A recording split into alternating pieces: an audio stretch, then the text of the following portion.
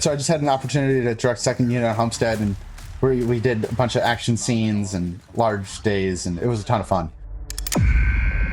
Brothers and sisters,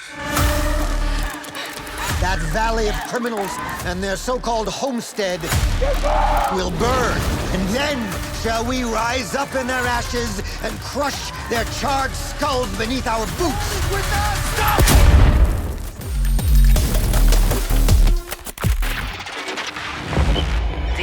Production Playbook. I saw some of your work. I think what caught my eye was on social media, I think Instagram, man. And I think this project that really just stood out to me, I was like, man, I gotta meet Chris and talk to him, was Making Waves.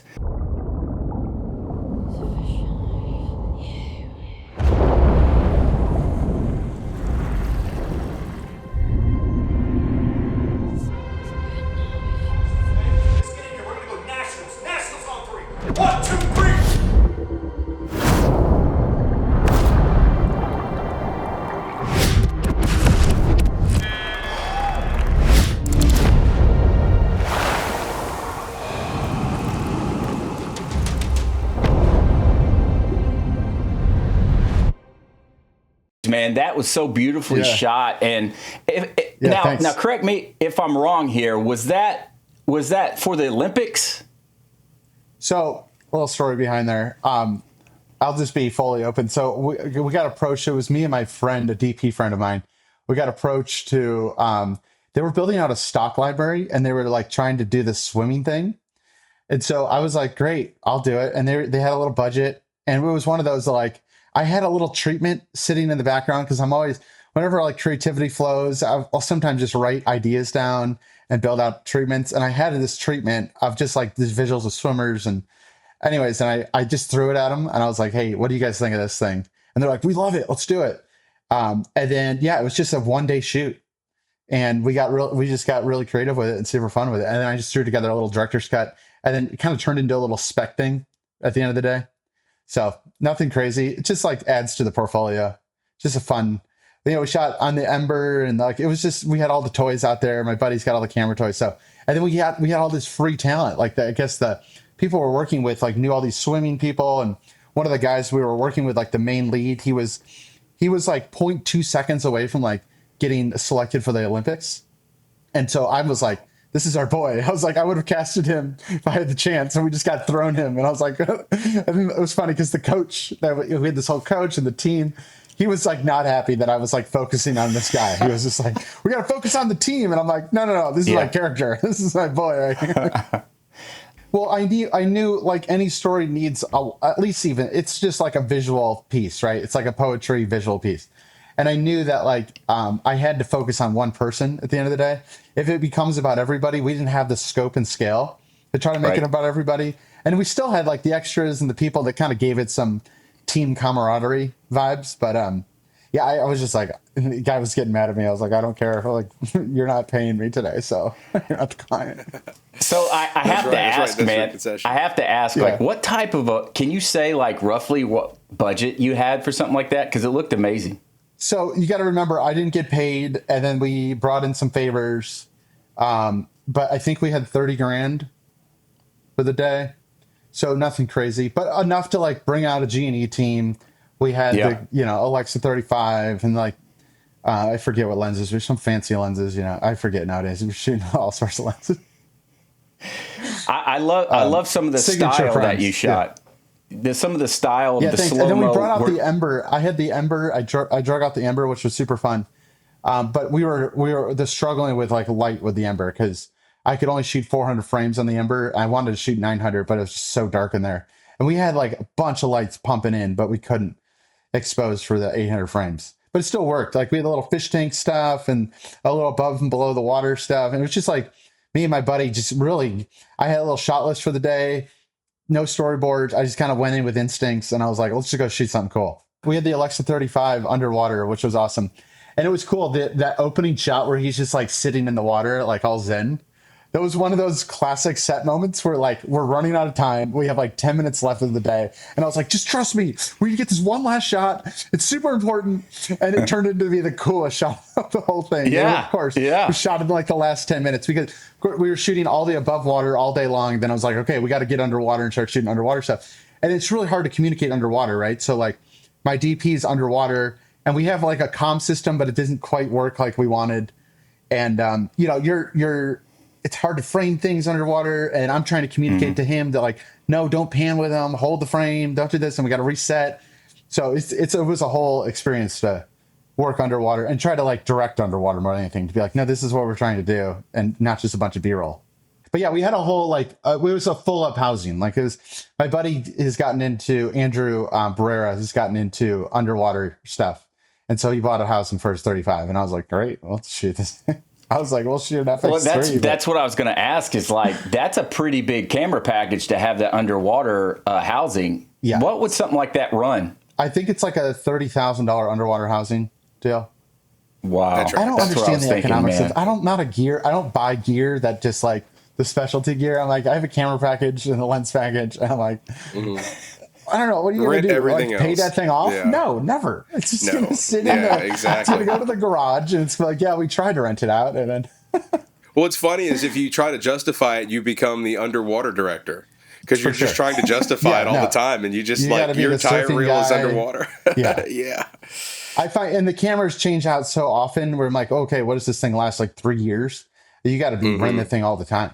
So Right. just not my Exactly. gig. But I'm grateful for my friend who has it. So Yeah. So speaking of cameras, you and Jacob have a big similarity, like excitement between you two with the, Yes. what was it, the Pixis as opposed to my Sony? Come on, man.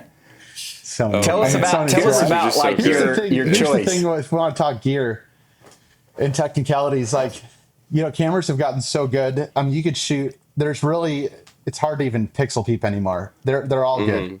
And it just kind of comes down to a preference and what you can afford and what makes sense for the project. The whole camera game and sensors, yeah, it's always something you kind of have to keep an eye on as a filmmaker, kind of see what the latest is for certain projects. But I mean, they're shooting massive features on the FX3, and you know, it just doesn't matter anymore. Yeah, and then when you add a heavy grade, you know, and you're fine. stylizing it anyway. Yeah. You know, like I think the most important thing, like from a DP perspective, is your lighting ratios. That's where the art is the lighting ratios. Where are your light? Where's your light? Where's your shadows? Are you preserving your highlights? Are you blowing your highlights? You know, what are we seeing? And if you're really good, you can do it on a damn iPhone. And we've seen that as, you know, there's proof in that you can make the iPhone look great. It's not practical. It's not inspiring confidence with clients. But the idea is the art, you know, supersedes the camera. But yes, it has been a really funny back and forth. Me and Nathan, you know, I really like Blackmagic as a company. I like what they stand for. But, you know, there's other really premium options too, right? Sony's great, Arri's great. So it's like we just like always go back and forth. And like, I just wish I would have been involved with Blackmagic when they finally went to the box. But you know what? It is what it is. Yeah, you then know, you buy into a system and you're like in the lens mount deal, and it's just like it just becomes a money thing. If it can't be PL, I leave it alone. Yeah, no, I'm with you. Yeah, I just find that I think it's also a really good opportunity now. I think it's really an exciting time to be a filmmaker with technology being so accessible. You know, I started out with shooting mini DV cameras and like 480p and maybe 720p. And you know, 720. I literally am dating myself here, but I saw like the old guy. I started on beta. Mini DVD tape? The old film reels. Dude, I was beta SP. We'd splice them by hand, you know? That's what it is for the kids nowadays. I know. And so, I don't it's know, a lost like art. now it's like, you just bring out your FX3 and shoot S-Log, and it looks awesome. And then, you know, it just depends upon the project. Like, we're shooting all sorts of stuff. Like the show I just worked on, we're shooting with Venice Ones, and, you know, it's this doc I just shot. It was on the Pixis. So I am really less precious about the camera. I have a camera system, but it's not really like my life. I don't really identify with the camera world. I'm just like, great, this works for me. Dude, I want to dive into style because you've got this Garmin ad and this Pelican Hill ad that you shot. And those two, me and Nathan were reviewing everything. And we're like, man, these really stand out. There's a lot of sound design in here. There's a lot of movement. Can you kind of talk about maybe your philosophy in the commercial world and like What are you trying to do to make yourself stand out? And using these two ads as an example, I think it's pretty clear that you have like a lot of energy and Yep. Creativity in these. Can you kind of talk about that? Yeah, no, that's a great question. I think I finally gotten to the place in my career where I feel like it just comes from within my soul. And having made a ton of things, it was about 4 years ago. I was like cutting together a reel, and I've made a ton of stuff at this point, and I was like, oh, I should put together a reel. And I started to look at all my work, and I was like, oh, it has like a point of view, and it has like a style, and it has like its own little. And I didn't even realize what I was doing. I literally had no idea what I was doing. I was just following my instincts. And then all of a sudden, I'm like, wait, this works. I have like a vibe now. Like people can see my work, and it has like like Chris Leclerc stamp on it. I'm like, whoa, this is crazy. I spent so much time trying to and I think a lot of it just came with every project, trying to push it or experiment with something. And a while ago, I was kind of in that spec world where I would just be like, hey, what can we do that's a little different here? Can I use this gear? Can I try this camera style? And then that just like slowly builds on itself. And it slowly just kind of becomes your style. And obviously, it's an iteration of everything else nowadays. Everything is so built on everyone else's creative.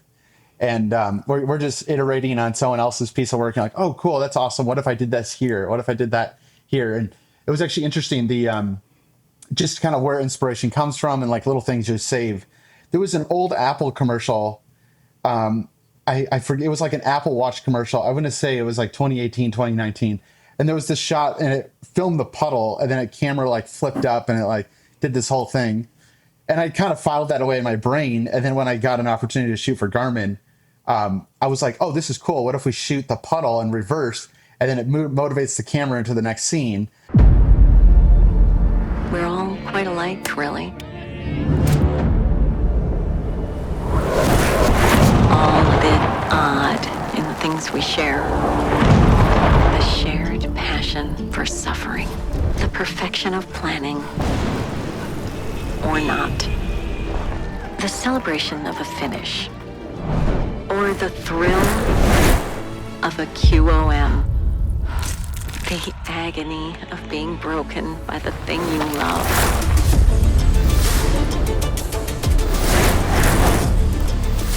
The shared memory of the best worst day. And so just little things like that, where you're like filing it away. And you're like, I haven't had an opportunity to try these little things.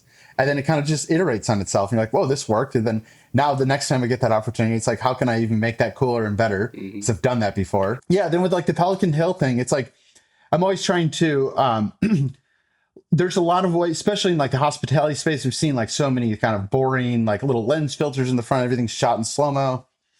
And I was like, well, this is like a luxury resort. How do I make this fresh? How do we make this come alive?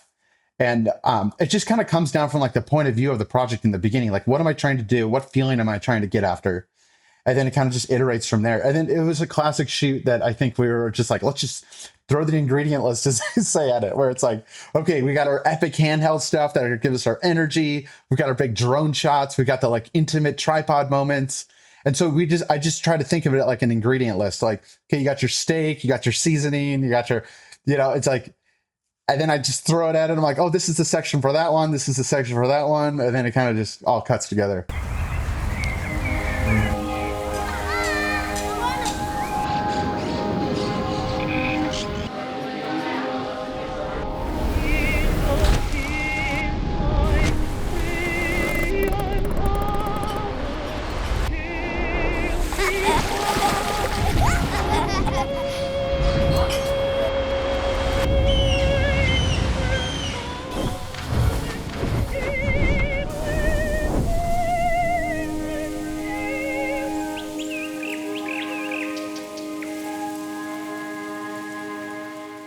You're talking about this ingredient list. Did you approach that project with like post-production in mind? Not fix it in post in mind, but with premium ingredients and all the time in the world in the suite, you could really tell a cohesive story. Or was that kind of how it worked? Because I'm really curious about how you approach a project from the beginning. Is there a lot of client involvement typically? I know it probably varies, but how active are your clients or your agencies in, setting the parameters for your projects?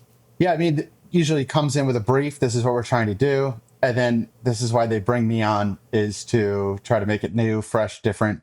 And for this one specifically, they wanted to feel like Southern Italy and the coast kind of vibe. And I was like, okay, cool. How do we apply that? And I got to like transport people into that. And so every time I get a brief, it's always through the lens of post-production. I'm an editor through and through. All my work I've edited over the years. It's becoming less and less now. I just don't have the time for it. But I'm always thinking through post. I'm always thinking through sound design.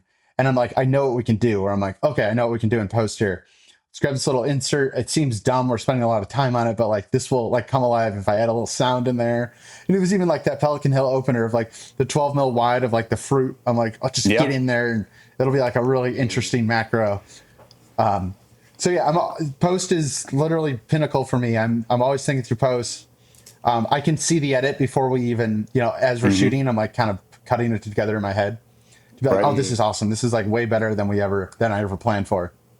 So it just depends upon the brief, but I mean, it's really, I'm post is pinnacle. That's about it. So I have noticed, Chris, that in some of your projects, just staying right now, just in the commercial side, you tend to, do you have a tendency to want to shoot 4x3 a lot, or is that from the client's motivation? Well, yeah, I'm like a big open gate fan nowadays. And the only reason why is because I think it finishes well. I think it's very immersive. It works for the commercial space. I'm not 100% sold on it for the narrative space, but it's also a really good way. Everyone wants to do their 9x16 cuts nowadays. And so I just push for like, hey, let's shoot an open gate. Let's get a camera that can shoot open gate. And then it just allows that vertical space to cut down a 9x16. So it's just not so zoomed in. But personally, I like to finish a director's cut or anything that I post if I have the opportunity to shoot an open gate. It's just way cleaner. I love it. It's obviously kind of the trend nowadays too. So yeah, and I wanted to follow up. Jacob and I both noticed that seems like you add digital grain in a lot of your projects. Is that intentional? Yeah, we got to drain it up. Oh yeah, we can't make it clean. Oh. Gotcha. Do you feel like that's kind of like? Do you feel like as cameras, like we just talked about earlier, like from just a technical perspective, cameras are all at this point, they're so good. It's almost like we're arguing about, is it better to have $1 million or $1,050,000? It's because you're a millionaire. Like, what does it matter? So these cameras are so good, right? So do you feel like as these cameras get better, that maybe it's revealing a little too much and maybe it's a little too clean, and that bringing it down a little bit kind of keeps that, like that artistic veil or like gap between reality and art? It's like I think about painters. It's like the pigment.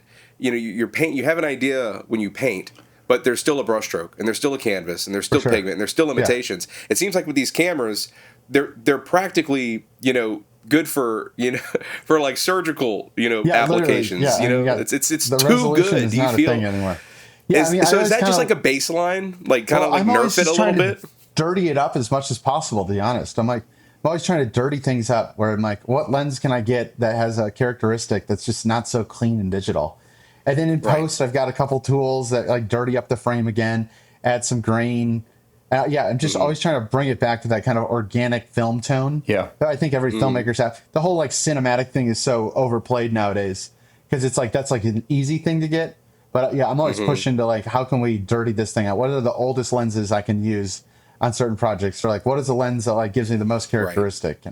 Right. So I noticed that in the locker room scene and Making Waves. The key was coming through that window, and I could see the window frame. The sash kit, reflecting into the actual like lens element. So you have it almost looked like you were applying like one of those like prisms in front of the lens, just because of the yeah. And I'm always trying to like. I shot this show last year, and I was just trying to like change it up, and so I was using a prism. On a drill. So I would take this, I found this little $20 prism and I'd put it in front of the lens, and they were just portraits of the people we were shooting with. And I was, again, trying to like dirty up and make these little edits. And I was just like, everyone says like, Chris, what are you doing? I'm like, just trust me, this will dirty up the edit and I'll make like a really good sound design moment. And basically, we can show an example here, but it's a pretty cool, actually at the end of the Pelican Hill thing, you see those like this spinning kind of, that's all with this drill. I just put the drill in front of the lens with this little prism, and then it kind of gives this fluid motion feel. And you can speed it up and slow it down and kind of get different effects. So that's my little secret sauce. That's no one's stealing that one. Now they're going to all steal it. Right. Well, so my I guess most importantly is forget camera manufacturers. What are you going with in drill? Is it Milwaukee, Makita, DeWalt? Oh, I mean, are you a Ryobi big guy? time drill guy. Yeah, just what's your brand? You know, yeah. Well, it's called which grit on set. It will give me a drill. My favorite. Chris needs a drill. The amount of times my producer's like, hey, hello, G&E team, Chris needs a drill tomorrow. And they are like, okay, we'll bring a drill. They don't have a clue. They're like, I'm like, you were probably wondering what this drill was for. They're like, we had no idea. We just brought the drill That's for so you. Funny. That's hilarious. So Chris, we're obviously, I think it's interesting. We were wanted to talk to you about this particular.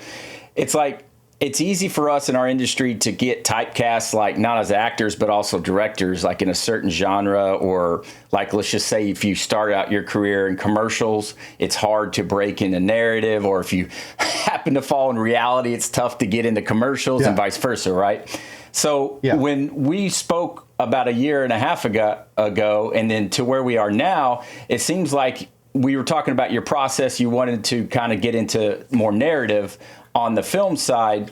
So I saw a project you did called Miracle by Angel Studios. Was that the first project where you transitioned essentially from doing the commercial work to somewhat of a narrative story structure? Yeah, that was kind of my first. It was not my first narrative project. It's a docudrama, so there's narrative elements to it. But that was kind of the first project that I led from a director, producer, DP level. From a series level. I had worked on other things, but this was kind of like my kind of a larger scale piece that really came out well. Pieces of my vision kind of left me. It was kind of like how my life was falling apart when I was a teenager.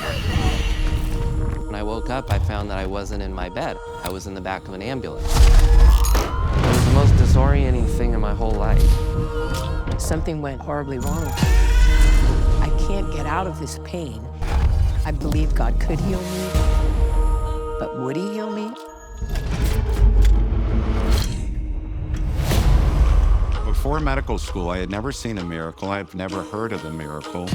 But when I started medicine, I started seeing something happening. What happened? I don't know. But he can see.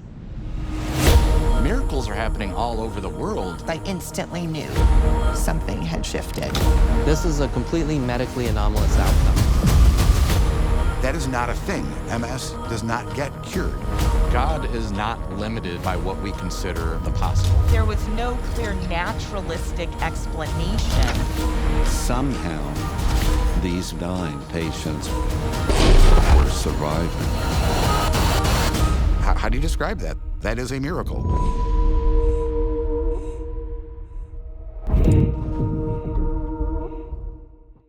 Yeah, it was a cool opportunity. It's done really well on the streaming platform. I think it's still top 10 on Angel. It's been that way for the last 8 months, which is a pretty cool opportunity. And then we just got greenlit for season 2. So we're jumping into production here in the next 3 weeks to begin the next season, which is going to be now the challenge is, okay, we did season 1. How do we make this feel fresh and new and different, and kind of break it up a little bit? It can't just be the same thing. I'm working with my executive producer friend Ben Castigan. We've been friends for years, and Ben's a loyal guy, and he put me up, and he's just like, Chris, I believe in you. This is your show. And so just proving trust to the people in your network. I think it's probably 3 years ago now. 3.5 years ago, 4 years ago. I don't even know. 2021. I don't even know what year it is. And we shot a torch project. So it was about an 8 to 10 minute kind of proof of concept. And we had a small budget. It was like a 3 or 4 day shoot. And then that allowed us to pitch it to investors. And then we got the whole thing funded. Backlot Supply presents formats, desk and production cart mats for filmmakers. Bring a visual guide to motion picture film formats to set.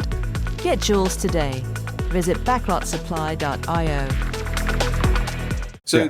So I guess my question is, you seem to have this knack for maybe you just seem to kind of come from a land of having freedom creatively. And in the commercial world where you talk about, putting a prism on a drill, it seems like just based on sorry, I love that. Coming into Miracle, there's elements of that, right? Like there's sound design, there's some of that, there's that energy. I feel like that's almost like the minimum, but you execute it really, really well. It's very clean, it's very professional. Can you, so if I was going to ask you for a little bit of secret sauce, and it could be a broad stroke, it could be a 50,000 feet view of it, but when you're bringing some of these visceral elements into your edits as an editor, how do you walk the fine line of doing too much and then not enough? Because you seem to kind of thread the needle on these things. It's very polished. That's a good question. Yeah. So, we've got our, whatever, let's say I'm shooting, let's just use Miracle as an example in the doc space. So, you come in, shoot your interviews, kind of shoot your B-roll stuff, shoot your sunrise, sunset stuff. It's kind of like shoot kind of the day in the life stuff. That's kind of like your A-roll, B-roll. It's kind of like your critical stuff.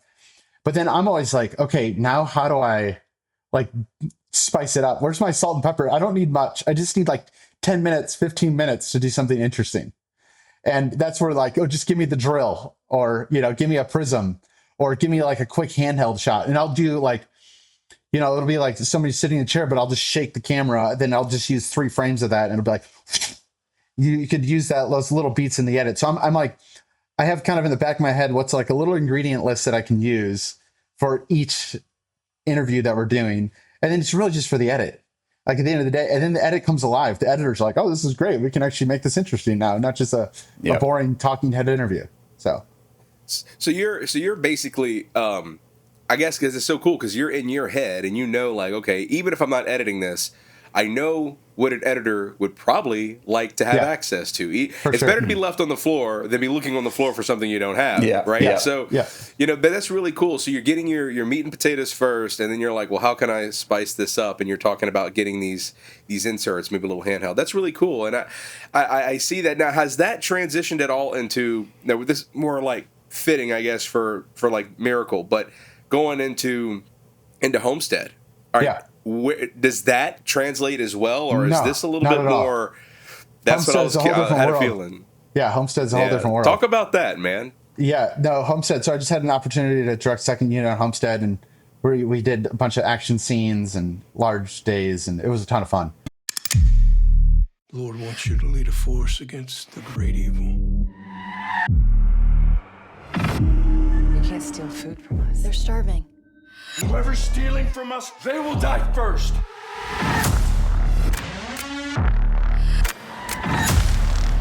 I know what I'm gonna do for you. I'm gonna hurt you. They're mounting an army to come at us. Guess who's running that army? Brothers and sisters. That valley of criminals and their so-called homestead will burn. And then shall we rise up in their ashes and crush their charred skulls beneath our boots. We're not stopping! So you think that God is calling you to what? Kick butt, take names? Yeah.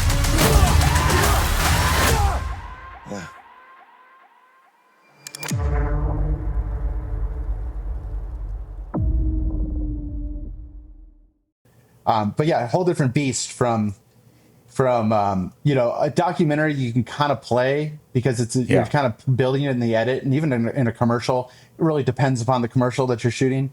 I like to kind of shoot. I get the opportunity to kind of shoot more visceral type things versus just like a comedy talking head or something like that. But when it comes to Homestead, you're shooting narrative and everything.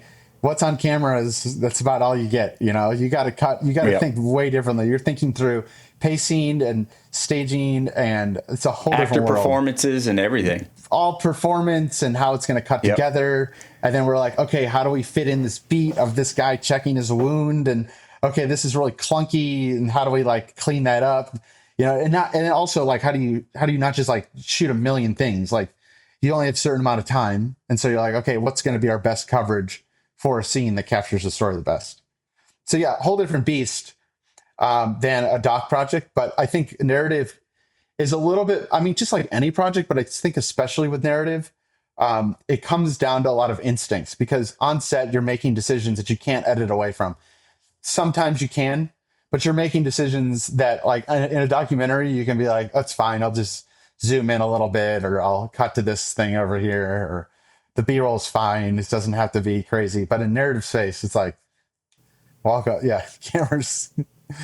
Yeah. It's doing everything. So can you tell everybody, like a lot of people don't know the difference between a second unit director as a first unit director, and how do you guys work together? Can you take us through the process of like, you know, setting up your scenes and shot lists, and how would that work with you guys kind of partnering up? Yeah. So second unit director is basically on a larger show or movie where there's too much to accomplish in a day, and you only have talent for a certain amount of time and a location for the certain amount of time. And the budget's kind of restrained to like, we can't just add 5 more days to the A unit. And productions will build a second unit, and it's smaller team. I say smaller team, it's like a crew of 20 to 25, depending upon the day. And usually it's, you know, you're not working with like a whole cast all at once. That's kind of for the main unit. But I'm shooting like punch out scenes with like some of the main talent. So maybe max, you're shooting 3 to 4 characters with extras. And they're scenes that are like not as complicated, but man, we were shooting some complicated scenes at the end of the day for second unit. And a lot of the times they're the scenes that are like some of the action, some of the stunt stuff where like if the first unit did that, it would take them all day to just with 45 or 50 people on set. It's just more efficient to have a little second unit. They're fully capable, go off, shoot a bunch of little scenes, and yeah, just and how to collaborate with the first unit. You know, I think it's just a larger conversation of, it's actually on a show like Homestead, it was actually more collaborating with the showrunner who has like a larger picture of the whole show, understands all the characters. I'm kind of coming in as a hired gun to help execute on certain beats and scenes. But it's nice because obviously I can turn to him and he's like, oh yeah, we shot the pickup scene to this the other day, or I can turn to the scripty to be like, oh yeah, we shot this truck was in a previous scene 3 weeks ago, and here's the photos, and here's how we match it in to here. So it's really relying upon the team and what they know about the show, and I'm coming in and supporting and just helping lead versus coming in as like, this is what we're doing. No, I don't like that. It's like, well, they've already established a look. They've already established props and characters and things like that. And even working with the actors, like they have their characters established and what they would say and how they'd say certain things. So just a collaboration with them. It's just coaching them through a scene versus me coming in and saying, let's try it a whole different way. It's not really my job on a set like that. So It's probably a good thing about being a second unit director, you know, because obviously you could do first unit or, you know, but second unit seems like it's kind of fun, right? Because you get to kind of pull that energy of the commercial world and be kind of like guerrilla style. Obviously with 20 people, you can't be completely indie, but you can kind of, you know, you're probably a little more flexible, right? You can have a little more fun without, you know, maybe execs over your shoulder or, you know, people drilling you for time. So that's kind of cool, right? There was a day on set where second unit had like 8.5 pages, and we were the whole team, my AD and my DP were like, we're just not going to be able to get this today. And so first unit had a smaller day. And then so the plan was to have first unit join us, add more cameras to the second unit. And all of a sudden I'm working in a scene, right? I'm going back and forth with the actors. We're staging everything, setting the scene. All of a sudden I look up and there's just people trickling in. And I'm like, oh my word, the first unit's joining. And then they all join. And we call it the mega unit. And there was probably 100+ people on set. And I was man, I hate this. I hate this. I loved my little second unit. We just needed 2 more cameras. We didn't need 100 people. We didn't need 2 sound people, 2 scripties, 2 ADs. Then all of a sudden my AD just ditched. And then the first unit AD took over. And I was like, okay, see you. Dude, there's some people who were trying to make their day rate. They said, I got to pay rent. I'll be damned. I'm going to second unit. I'll go to third unit. I got rent. So Chris, it was one of those moments. I was like, my stress level is so high. I was like, I need a breath, guys. I don't know what just happened. All of a sudden I had a party show up on set and I need everyone gone. So who was the main, did you reach out to them or did they reach out to you for this? I'm curious how people, because a lot of people are navigating now of like, how do I get discovered? And is it through social media? Are they seeing your content on like Instagram or YouTube? How are people finding your work and how are you getting jobs? Yeah. So for Homestead, this is the same executive producer that I worked with on Miracle. And I think it just comes down to the long game on relationships. Film it's all about the relationships. And I've interacted with different creatives over the years, and some people just have a short-term mindset, and I don't think that wins in this industry as well. I think the long-term mindset is saying, okay, this person's going somewhere. How can I be in their corner? How can I help them out? And all of my collaborators who have treated me with a long-term mindset to be like, hey, I'd love to help you out. We'll just collaborate on this. Like, don't worry about the rate. Whatever you have is fine. Those are the people that you just keep close to, and then you grow with them. And that's exactly pretty much all of my opportunities right now are as a result of having a long-term mindset in the relationships in the business. So it's less about like being flashy on social media. And I'm now slowly kind of getting to the place where, I have reps and agents and stuff that push my work around, and that's kind of just hit and miss. But, it does bring in opportunities. But I do find that the most important thing, and especially in the directing space, is just having the right connections and bumping into people. Just like this week, somebody put me up for this pretty huge job, and it was like from a producer that I had met like 3.5 years ago, and she remembered me, and she's like, hey, Chris, I know we haven't chatted in a while. I've got this opportunity around. I was booked, but still like the fact that like you got to have like a million different connections in a million different cities and be friendly with everybody and somehow try to stay warm, keep those as warm leads and just touch base every once in a while. Just be That's good advice. It definitely makes it a full-time job until, for somebody new starting out, if you're not filming a lot of projects, you should be making a lot of connections. And that should be your full-time job. And then as you start doing more projects, I would say you switch from, now I'm on set more, and now the connections are coming through set. It kind of makes sense, but you're so right, man. Relationships really are, it's really everything, right? Yeah, and it's hard, as somebody starting out, you're like, how do I even begin? I'm like, well, welcome to the game, the long game of film. This is not something that you just jump into. And like, that happens for certain people. It's like the one-hit wonder kind of a thing. Is like some prodigy kid comes out. But, I've been chipping away at the film thing since I've been 18 years old. So I'm at like 18 years in the film industry, not even really knowing. It's just all I've ever done. And so it's just slow building of connections over the years. You don't know. Yeah. And one thing that I didn't realize that when I was younger was like as long as keeping those connections, like never burning any bridges, because what I didn't realize is like if one producer works at an agency and you work with them and they're good friends to you, more than likely they're going to go move to a different agency or a brand that you work with the marketing director. They're probably not going to be there forever. But if you serve them well and you're in their corner, they're going to like take you to the next place that they're at. And hopefully they're climbing and then you can climb with them. Chris, I feel like we need to add this segment to our podcast called "What do you think the future of the film industry is?" Because I really love to ask this question, because a lot of people, like we were talking about, they're younger, they're coming in or they're new, and then you see the rise of AI and Sora and all these things. And then, maybe the economy doesn't look right at any particular time. What do you think from today looking forward? Where do you see the industry going, and what roles do you think may be impacted the most? It's a really loaded question. It's a really heavy question. Oh, no, but it's good. I love the perspectives from different guests. Chris, by the way, I haven't, Chris, before you answer that, I haven't gotten one, hey, that was a good question from me, by the way. I'm a little offended.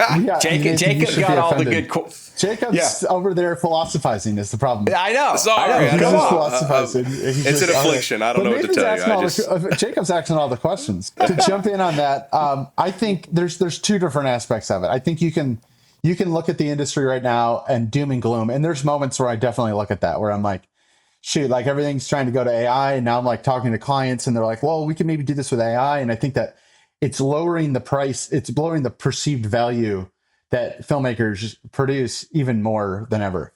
I mean, now I think there's another option on the table that's like ultra cheap. Before, making a commercial, doing a documentary, that was like the only option, is to hire a crew, get a director, do these things. And now we have this AI as an option. And I think it's going to wipe out a lot of the kind of lower tier market.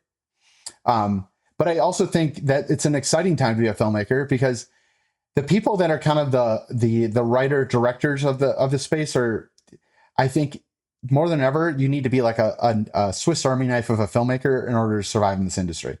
You need to be able to be like, well, I can direct and shoot this project.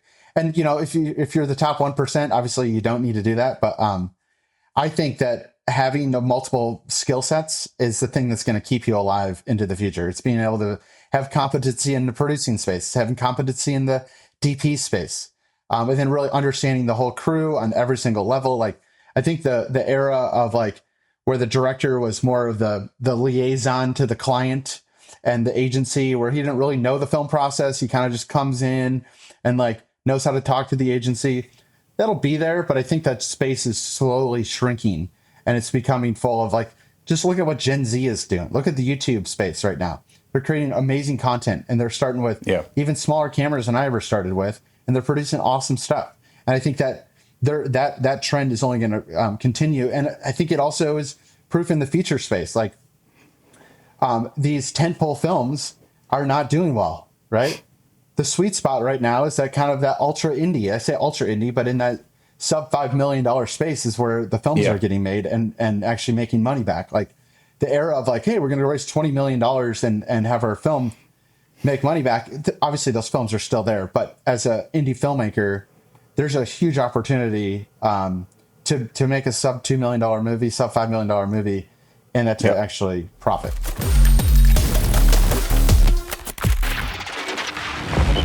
The Production Playbook. Hey guys, thanks for watching the Production Playbook.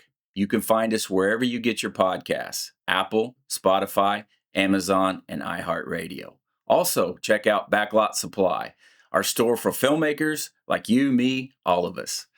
We have digital assets, merch, gifts, and much more. We're adding to it all the time. Check it out when you can. We'll see you on the next podcast.